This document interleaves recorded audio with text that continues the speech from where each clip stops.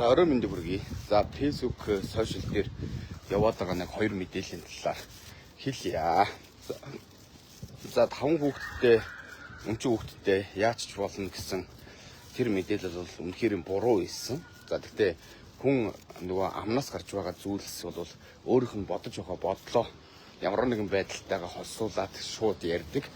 Тийм учраас энэ бол болох юм байна гэсэн бодол тэр залууч бол байсан учраас тийм сэдв хүндэж ярьсан. Тэгэхээр одоо тэрний ард яг юу болж ийсэн, өмнө яг юу болсон, юу болсон байж болцсохгүй юм гэдгийг бүгднгийн одоо монголчууд одоо өөрсдөө шүүх ёстой. За тэгээд та хэдийн тухайд юу гэж бодож байна? Ингээд нэг сэвэл алга болдог, нэг сэвэл мартдаг ийм хэрэг юусоо байж болохгүй. Энэ бол үнэхээр дэндүү хариуцлага хүлээх ёстой зүйл мөн. За бид хэд өнөөдөр өнчирж үлдлээгээд заавал хин нэгний ад, хин нэгний мөнгө олдог хэрэгсэл болж хизээш болохгүй. За мэдээж хэрэг орхон баяр гэдэг хүн авраг боллоо. Авраг болонгууд нь өнөөдөр эхнэрийнх нь хэрэг гарч ирлээ гэх юм. Эхнэрийнх нь хэрэг гэж 22 оноос хойш угаасаа нүүрсний улгаан жижиг том таван толгойн асуудлууд ярилцаж одоо тэрний талаар одоо шөхөл үлээж маш олон удаа тэмцэл хийжсэн хүний хувьд хэлье. Энэ асуудал одоо шүүхийн байгууллага авилгатай тэмцэх газар одоо шалгагдаад нэг ихцлээсээ гэсэн. Гэхдээ авилгач нар одоо хизээ нэгэн цагт одоо хээл хагуулыг өгж болж байгаа цагт бол хизээч үнэн мөн нэг талтаар ялгарахгүй. Ийм учраас одоо яг энэ тэмцэж байгаа тэмцэл дээр зүгээр үндүн хүлээгээ суух биш. За бид хэд бол хилдэг. Тэгтээ ярьдаг. Тэгтээ цаашаа тэмцээ явахаар мухарддаг учраас одоо энэ тэмцэл бол ингээд зогсдог. Гэхдээ би нэг зүйлийг хэлмээр гана. Орхон баярыг буруутгаад гэж яриадах юм. Үгүй уучлаарай. Тэрний нэр дээр байгаа явуулдаг машин те нүүрс нь хідэн төрлийн машин явуулаад Монголын баялагуудыг гадшаа усгаад байгаа юм. Тэгээд бид хэдэд хамаагүй мó. Монголчуудын баялаг гадшаа усгаад байгаа юм. Тэгээд танд хамаагүй мó. Та Монголын баялагаасаа та хүртэх ёстой хүн нь тэгтэл та хүртэж чадахгүй байгаа нь бас танд хамаагүй мó. Монгол улсын баялагд одоо тэгээд тэр хулгайч нарын гараар урсаж байгаа, салаагаар нь урсаж байгаа нь өнөөдөр боломжгүй эсвэл боломжтой зүйл муу юм уу? Эсвэл та энэ дээр хариуцлага нээх ёстой юм уу? Заавал хин нэгнийг буруутгаж, хин нэгэндээ бурууч хийх гээгүй байхгүй юу? Адилхан нийгэмд өнөөдөр Монгол улсын ард иргэдийн өөрсдийнх нь эзэмших ёстой баялаглуу хурууга унгааж өнөөдөр гараараа оролцож тэгээд тэндээс одоо хүртэж байгаа бол тэгэл тэр хүн бол хариуцлага хүлээх ёстой. Тэр хүн ямар байх нь, ямар эрх мэдэлтэй байх нь, ямар эрх мэдлийг далаалгаж байгаа нь юусоо хамаа байхгүй. За би та хэдэд нэг л зүйлийг хэлэх гээд байна. Гэхдээ тэр Адшаа гэдэг улсын хурлын гишүүн байсан. Ховд аймгийн улсын хурлын гишүүн Асан Адшаа. За энэ Адшаа гэдэг хүний ер нь бол зөвлөх байсан хүн л одоо орхон баярын эхнэр гээд байгаа шүү дээ, тий. Яг энэ бол аль эрт яригадаад тэгээд энэ хэргийн талаар бол одоо бас хэлэлцээд тэгээд энэ хүнийг одоо шалгаж ийн гэх нүүрсний улгаан сонсгол дээр хүртэл одоо гэрчээр дуудсан байсан. Тэр хэрэг аль талтаа шалгадаж, аль талтаа гарсан бэ гэдгийг яагаад ард иргэдэд ил тодор хэлж болохгүй шүү дээ. Тэрийг ил тодор хэлээгүйгээс болж өнөөдрийн бухимдал, өнөөдрийн энэ буруу зүйл бий болж байгаа. Тэгээ хин нэг нь тэр шинсацыг дарахын тулд бүр эрт хийцэн байсан бичлэгийг гаргаж иж сэвлээ. Нэгийг дарахын тулд нөгөө улс төрөөр одоо нэг дайм мэдээж хэрэг мөнгөтэй хүмүүс нь одоо буцаад нөгөө хэдийгээд хийгээд нөгөө өмнөхөө мартуулж чинь одоо дахиад энэ хэдийгээ мартуулах нэгэн үндсэл нь бол одоо тэгэл үнний хөөргөдөлт бензиний тасралт те тэгэл монголчууд нөгөө бензин тасарчлаа штэ гэж орилоод одоо бүгднийг мартан заяа.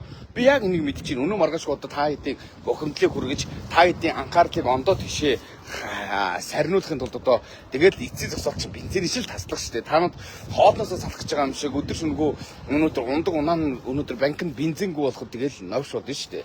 Ингээд одоо мартан заяа. Тэгэл бохимдно. Тэгэхээр зүгээр нэгийг нөгөөөр дардах нь үнэ. Гэхдээ хамтд нь бүгднгийн одоо ингээд хідэж мартахгүй болтол нь хариуцлага хүлээлгдэг байх хэвээр. За нэг зүйлийг би хэлэх гээд байна. За нүүрсний хулгайч мөн үү биш үү? Яг хууль ёсороо өнөөдөр татвараа төлөөд хууль ёсороо бүх бичиг баримтаа бүрдүүлээд аж ахуй нэгжээрээ өнөөдөр ажиллаад явж чадсан юм уу гэдгийг хууль шүүхийн байгууллага нь тооцолтгийн байжээ. Харин тэр 5 залуучууд нэг эмэгтэй сууж байгаад ярилцаж байгаа яриа бол тэрийг батлаад авах шаардлага байхгүй. Тэр чинь угаасаа батлагдсан өөрийнх нь амнаас нь гарцсан яриа. Тэг хүн болгон тэрийг чинь сонслоо, хүн болгон бичлэгийг авч өнөөдөр үзлээ. Өөр бухимдад хүрхээс яадгийг хүн гэдэг зүйл чинь одоо нотлохотой зүйл дээр нь хүртэл хариуцлага хүлээхгүй байгаа. Энэ төр засаг дээрэс нь энэ хууль эрх зүйн байгууллагын хүмүүст одоо гомдохоос өөр яадгийг энэ чи бодит нүдэн дээр нь болцсон зүйл шүү дээ. Хин нэгний авж ирээд яагаад дуудаад өнөөдөр байцаалт аваад Яагаад дуудаад өмнө яг энэ ярьжсэн зүйлээ одоо бодит үйлдэл болгож ирсэн үү гэдгийг шалгаж болохгүй гэж бид энийг л хүсэж байгаа шүү дээ. Тэр хүмүүс нэг цуглал болоод цуглараад бичлэг хийгээд эдит хийгээд тэгээд олон нийтийн сүлжээнд тавьсан шүү дээ. Хүлэн зөвшөөрөд өөрсдөө за энийг тавья хандлтаа авъя гэд хүлэн зөвшөөрөд тавьсан. Тэгэхээр буцаад одоо тэгвэл тэр гэдгийг бүгднгийн цуглуулад бүгднгээс нь уулзалт гуйлгаад тэгээд энэ нь ийм оролцоотой тэр нь тийм оролцоотой байсан. Энэ нь ийм байсан гэдгийг хоорондоо нүрэл төлөх хэрэгтэй байхгүй юу? Тэгэхээр түүнээс өнөөдөр яг ингээл хажууд нь сууж явахдаа одоо хүлэн зөвшөөрсөн хажууд нь сууж явахдаа окей гэд инээлтэд хүлэн зөвшөөрсөд би одоо хажууд нь сууж исэн алдаа байсан байна. Миний буруу гэж одоо ингэж ярих ямар ч үндэслэл байхгүй гэж би өөртөө бодоод байгаа юм. Тийм учраас танууд одоо энэ дээр яг юу бодож идэх, юу бодож явж идэх. Тэгээд зүгээр л ингээ ажиллаа хийгээл зүгээр л өрөө төлөөл зүгээр л ингээд өртөө амьдралдаа дасаал амьдрах нь тэгээд та эдийг жаргал яг энэ процессыг одоо юу гэж боддгийм бэ? Энэ процесс дээр одоо таны үр дүн, таны нөлөө одоо юу юм бэ те? Угаасаа намайг ингээд маш өндөр хандлттай, маш олон хүн үздэг, маш олон хүн одоо ингээд шеэрлдэг яг ийм байх үед бол угаасаа л улс төрийн зорилготойгоор бандалт хийжсэн. Тэгээд энэ бандалт арилахгүй явсаар л байгаа. Би бол зогсдгүй, зүгээр өөрөө үлгэрлээд өөрөө ундаг, бүдэрдэг, унж үдэрсэн зүйл дээр буцаж босоод тэмцээ явж байгаа нэг иргэн. Түүнээс одоо би бол олон нийтэд одоо зөв үлгэр дуурайл байх хэвээр нэгт хоёрт нийгэм гэдэг зүйлийг бол байлдан дагуултаараа өнөөдөр байлдан дагуулдаг улсын хурлын гишүүд нь өнөөдөр ямар авилга хэл хавхалт эдэгдэж байгаагаас шалтгаалж доороо хэл хавхалттай авилгатай байгаа. Яг тэрнтэй адилхан өнөөдөр олонний танил одод нь өнөөдөр хийж байгаа үйлдэл нь гэр бүл салалт, хүчин хүчирхийлэл энэ болгоныг авч ирж байна. Тэр хүчин хүчирхийлэлтэй нийгмийг бид өөрсдөө болгоод байгаа юм биш үхгүй. Бид итгэж зүрх дарж итгэж дагсан тэр хүмүүс болгоод байгаа юм байхгүй юу? Тэр хүмүүс буруу үлгэрэлт үзүүлсэн учраас тэр хүмүүс салж болдг юм а, хэрэлдэж болдг юм а, ингээд байж идэх юм а, өнчилж болдг юм а, ингээд тэмцдэг юм а, хүчин хүчирхийлэлд өнөөдөр автаж болдг юм а, тэгсэн ч гэсэн яваад иж болдг юм а гэсэн ойлголтыг өгсөн учраас өнөөдөр нийгэм бий болж байгаа. Би харсан хүлээсэн зөндөө л олон хоног хүлээж ин ямар нэгэн сошиал тэр зүгээр өөрсдийнхөө аккаунт дээр үйл ажиллагаа явуулаад өөрийгөө илэрхийлж байгаа болохоос шүүхийн байгууллага эсвэл одоо тэр хэдэд хариуцдаг ёс зүйн хороо мороо ажиллаа хийлдэ. Ёс зүйн хороо мороо дуудал та. Нөгөө цагдаа ширхэлэх нь байцаал та. Байцаах ёстой асуудал болсон шүү дээ. Хэдүүдэн тойр суужгаад 5 хүн чинь охин авч ирээд бүр тоотой тий 5 хүн чинь авч ирээд порно тоглуулад мөнгө олё гэдэг. Эн чинь ингээд тоотойгоо нь бүр ингээд хилээ нотлцсон. Тэгвэл яг 5 хүн авч ирээд игсэн юм уу? Энэ нь үйлдэл болсон юм уу? Яагаад заавал 5 гэжгээд энийг ингээд бүр цаанаас нь байцаамаар байгаа байхгүй юу? Яагаад энүүндээ байцад явуулахгүй байгаа юм бэ? Одоо яг та хэдэг би эндийг үдчихэж байгаа та хэдэг зүгээр олоолоо болчих тэгээд шеэрлчих тэгээд цагдаагийн байгууллага шүүхийн байгууллага нь яг тэр гэдгийг байцаалсан та яг энэ ийм үйлдэл хийсэн энэ дээр ийм санал өгсөн дахиж нэг ийм үйлдэл хийх юм бол энэнтэй төстэй үйлдэл хийх юм бол дараагийн арга хэмжээг авна гэдэг ч юм уу саналгуудыг нүгэлтөө. Энийг л хүсэж байгаа байхгүй юу? Гэхдээ тэгээд монголчууд ийм буруу биш шүү дээ. Орхон баяр төрүүлээд аврагуулж байгаа нь монголчуудын буруу биш. Монголчууд тэр хүнийг авраг бити болоосч гэж хэлээгүй байхгүй юу? Эсвэл авраг болоосоо гэж дэмжсэн нь үнэн шүү дээ. Гэтэл Орхон баяр өнөөдөр авраг болсон нь ерөөс хамаагүй. Тэр эхнэр гэдэг хүн нь өнөөдөр яг хэрэг нь ямар шатандаа яваад ямар процесстэй яваад яаж шийдэгдэж байгаа юм бэ гэдгийг л бид мэдэх хэрэгтэй байхгүй юу? Тэгэхээр өнөөдөр яг энд та хэдтэй юу хэлэх гээд байна гэхээр үнэн монин гэдэг зүйлийг араас нь бид явахгүйгээр бид тоохгүй хаяхаар бид өнөөдөр нэг дуурайд нөгөөдгөө мартдгаар ингээд өнгөрөөхөөр тэгээ бүх юм мартагдаад дууснаа. Тийм учраас та одоо ятгахта тэмцээч. Та өөрийнхөө төлөө биш гэсэн ирээдүйнхөө төлөө ирээдүйн үр хөвгтөөхөө төлөө өнөөдөр тэнд нэг хэдэн хүүхдэд ийм занл хийлт үүсэж байгаатай адилхан дараа нь та бид хэдэн хүүхдүүдэд занл хийлт үүсхийг үүсгэхэрэг болчлоо шүү дээ. Үүсгэхэрэг болчлоо. Нөгөө хүмүүс уулын жүжигчин болёо, карьертэй болёо, олонний танил болёо, эмсүүсэр болёо, хүмүүсийг байлдан дагуулагч болёо гэдээ хүсэж мөрөөддөг унтраадлаа шүү дээ. Залуучуудыг өнөөдөр зүгээр л юу гэж бодоод байгаа юм те. Тэгэхээр энэ зүйлсийг одоо бид хэд одоо ярьдаг байх хэвээр хилцдэг байх хэвээр тэгээ одоо бүр шийддэг байх хэвээр гэж би бод хүсдэгэ. За тийм учраас өнөөдрийг энэ хүртэл та хэдтэйгээ ингээд үзэл бодлоо илэрхийлээд яагаад ингээд суулж байгаа юм гэхээр би зүгээр л харсан байхгүй юу. Монголын цагдаа нь одоо улс юунд болохоор та хэрэгтэй байж магадгүй шижиглээ байцаадаг хэрнээ амнаас нь гарцсан тэр боломжгүй өгнүүд дээр нь яагаад байцаалт явуулж болохгүй гэж та яг энэ ярьсан шиг үйлдэлийг хийжсэн үү? Хийж байгаагүй гэдэг та яг одоо нотлох уу? Тэ? Яг одоо нотлоод яг одоо энэ дээр нь дахиж ийм алдаа гаргахгүй гэдэг хөдөө зөвшөөрөхгүй. Тэгээд олон сайт сурвалжлагч сурчил энэ тэр нь ирээд те бүгдээс нь яг зэрэг хамтд нь байлгаж байгаа уулзалтыг гуйлгаад тэгээд хамтд нь байлгаж байгаа нүүрэлдүүлээд өнөөдөр байцаад авах хэрэгтэй. Нүүрснүүд гадар тэр 17 нүцгэн залуу талбан бороо хаалган дээр нүцгэлж яхад бид эдийг аваачаад цагдаагийн газар аваачаад 6 цаг байцаасан шүү дээ. Тэгээд 6 цаг бид эдийг одоо яг чи чамайг хэн тэмцгсэн юм бэ гэж асуусан шүү дээ. Үгүй тэгж асууж байгааг бодож шүү дээ. Чамайг хэн тэмцгсэн юм бэ? Чиний ард хүчил энэ одоо эрх мэдэлтэн байна уу? Чи мөнгө авсан уу гэж байцаадтайгаа адилхан тэр хүмүүс яагаад байцааж болохгүй? Зүгээр л эргчлөөгөө илэрхийлсэн төлөө дуу хоолойгоо хүрсэн төлөө байцаалтанд орж болдог юм шиг л байсан тий нэг мөнгөөс ийм л байсан.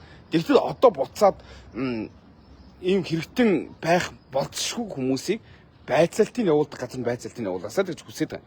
Бидэд одоо яах вэ? Ямар аль нь буруу аль нь зөв гэдгийг шүүж тунгаагаад яг тэндэн тохирсон хариуцлага нь хүлээлгэж чаддаг субъектүүд биш дээ. Адилхан хувь хүний эрх ашигн дээр яригдчихэж байгаа зүйлс те. Тэгэхээр би энэ дээр зүгээр нэг зүйлийг ингээд та хэд тодхон хэлмээр байна. Яг энийг үзэж байгаа та хэд яг энэ дээр юу гэж бодож байна? Таны бодол таны одоо ширд энд одоо ча цагдаагийн байгууллагын шалгах ёстой цагдаагийн байгууллагын мишн хийчих хэрэгтэй.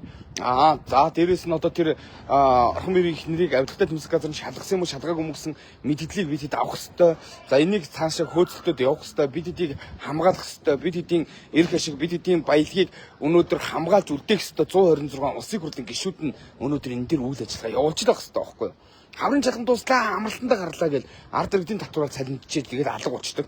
Алга болж байгаа бол намар ирэхээр намрын чуулган гэл нэг 9 сар 10 сар дүүж намрын чуулган гэж гарч ирэл бөөн баатрууд бөөн хэрүүл хийсэн бөөн нэг эдсэн улс нар нь ялгуурлан гадуурхсан чи хидчлээ би хидчлээ чамаг шүглүүлэн би чамаг сөхөд өгнө гэж нэгээ барьцаалсан ийм л юм явагдаж чинь Монгол орнд юусоо юу явагдаад байгаа юм бэ? Тэгэхээр хэдүүлээ яг энэ Монгол улсын иргэний хувьд Монгол улсын иргэн төвтэй нийгмийг хүсэгч нар байх ёстой юм аа. Тийм учраас энэ нийгэмд үзэл бодлоо дуургаж, үзэл бодлоо илэрхийлж, үзэл бодлоо хэлэх нь бид эдийн эрх байдгийг. Тэгэхээр энэ эрхээ л идэлж байгаа. Тэгэхээр энэ эрхтэр одоо хин нэг буруу шүүхлээ, хин нэг одоо дамгаалan буруутгаллаа гэсэн үзэл байхгүй.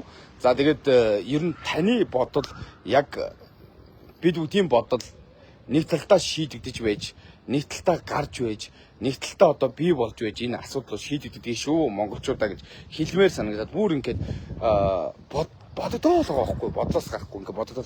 За тэгэл нэг улсын хурлын гишүүн одоо аваач өгөхөр боллоо инглээ тэглээ гэсэн. Нэ тэгээд тэгэл ингээд хараад байгаа би. Тэгэл цагдаа мэгдэн за одоо энийг ингээд байцаад авчдаг юм бах та. За ингэдэг юм бах та. Нэг удаа бүр сануулсан шиг сануулахгүй юм байх та.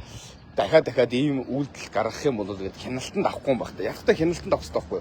Тэр хэд бол аюултай, с ิจ гтэй, этгээдүүд гэдэг ангиллал дээр орцсон байгаа гэж бодож байгаа шүү. Тэгэхээр с ิจ гтэй, аюултай болшгүй гэдэг тийм хэрэг гарч болшгүй гэдэг ангиллалд оруулаад хяналтанд авах хэрэгтэй байхгүй. Түүнээс хэрэг гарсныхан дараа араас нь уйлах гэдэг юм уу? Хэрэг гарсныхан дараа өрөвдөх гэдэг юм уу? Маш олон Монголын охтууд, маш олон Монгол жижигхэн өнөөдөр нас биенд хүрээгүй хүүхдүүд маань золиос болсон шүү дээ. Тэгээ энэ золиосыг дахин давтах гэдэг юм уу? Золиос болохоос өмнө урьдчилан сэргэлдэг ийм байгаасаа л гэж хүсээд энэ хөл авиг хийж байгаа шүү. За тэгээд ийм байна. Тэгээд ерөөсө бодогдол болохгүй байна. Үнэхээр харамсалтай. Олон залуучуудын мөрөөдөл байсан. Олон залуучууд яг тэр ах нар шигэ болъё гэж, тэр их шигэ болъё гэж мөрөөдөж явсан нөгөө хүмүүс нь нийгэмд буруу үйлрэлийг үнэхээр тодорхой гаргалаа. Тэгээд маш олон хүмүүс одоо тэгээд сонголт нь өөрчлөгдөж байгаа бах, бодож байгаа зүйл нь ондоо болж байгаа бах. Дэндүү харамсалтай л нийгэм.